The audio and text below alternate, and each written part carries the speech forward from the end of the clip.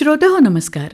ऐसी अक्षरे रसिके या कार्यक्रमामध्ये कपाटातली पुस्तकं या मालेमध्ये आज ऐकूया 2050 या पुस्तकाचा प्रसाद कुमठेकर यांनी लिहिलेला रसास्वाद.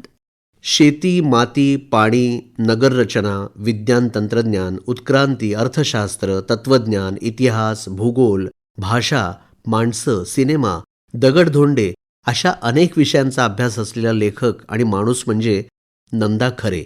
साधारण 2007च्या सुमारास मी त्यांचं ज्ञाताच्या कुंपणावरून वाचलं. पहिल्याच प्रकरणात आलेला आठवणींचं ग्रंथालय हा शब्द महाभयंकर आवडून गेला.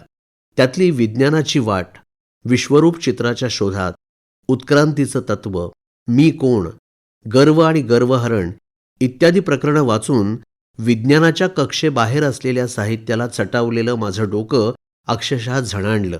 वाटलं मी जर हे पुस्तक 10 वर्ष आधी वाचलं असतं तर विज्ञान आणि साहित्य या दोन गोष्टी वेगळ्या असतात असल्या भपाऱ्या मारत आयुष्यातली मोलाची वर्ष वाया घालवली नसती. अंताजीची बखर वाचलं आणि उडालोच.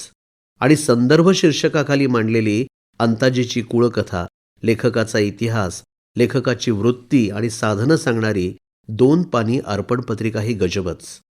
संप्रती दगडावर दगड, विटेवर वीट, कहाणी मानव प्राण्याची अशी त्यांची पुस्तकं वाचताना जगाचं अनेक अंगांनी, दिशांनी दर्शन होतं.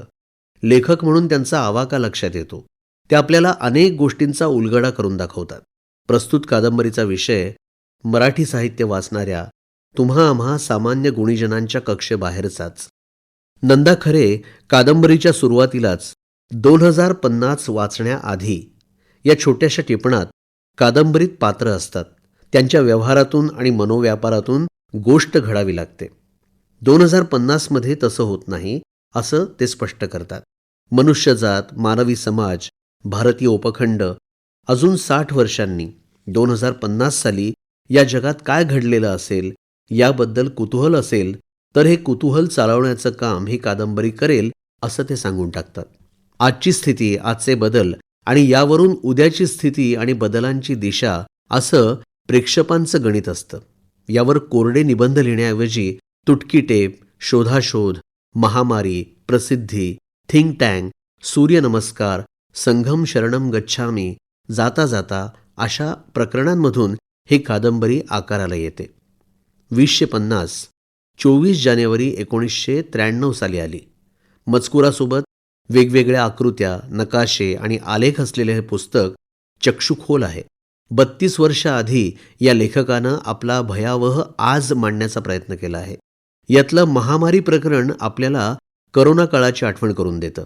वाढतं तापमान, बदलतं निसर्गचक्र, चक्रीवादळ, पूर, उष्माघात, राजकारण हे वाचत जाताना डोकं जड व्हायला लागतं.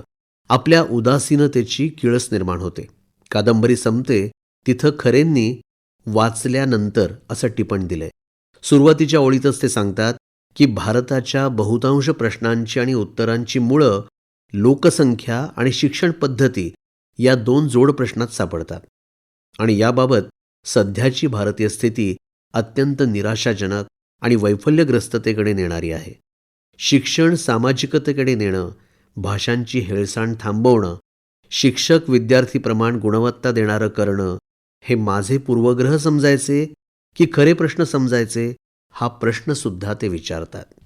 या कादंबरीचं नाव 2050 ठेवलं कारण हिंदीत 2050 या आकड्याला मजेदार ताल आहे. कारण मजेदार आहे, पण कादंबरीचा हेतू मात्र गंभीर आहे. जाता जाता आणखी एक गोष्ट नमूद करावीशी वाटते. इंटरनेटवर नंदा खरे यांचं भाषांतर नंदा इज ट्रू असं येतं आणि ते किती खरं आहे? 2050 या पुस्तकाचा प्रसाद कुमठेकर यांनी लिहिलेला रसास्वाद आत्ताच आपण ऐकला. कपाटातली पुस्तकं या मालेमध्ये वाचक स्वर होता दिनेश अडावतकर यांचा, निर्मिती सहाय्य रोहिणी पाटील आणि सादरकर्त्या होत्या ज्योत्स्ना केतकर. आणि याचबरोबर ऐसी अक्षरे रसिके हा कार्यक्रम संपला. पुन्हा भेटूया उद्याच्या भागात. नमस्कार.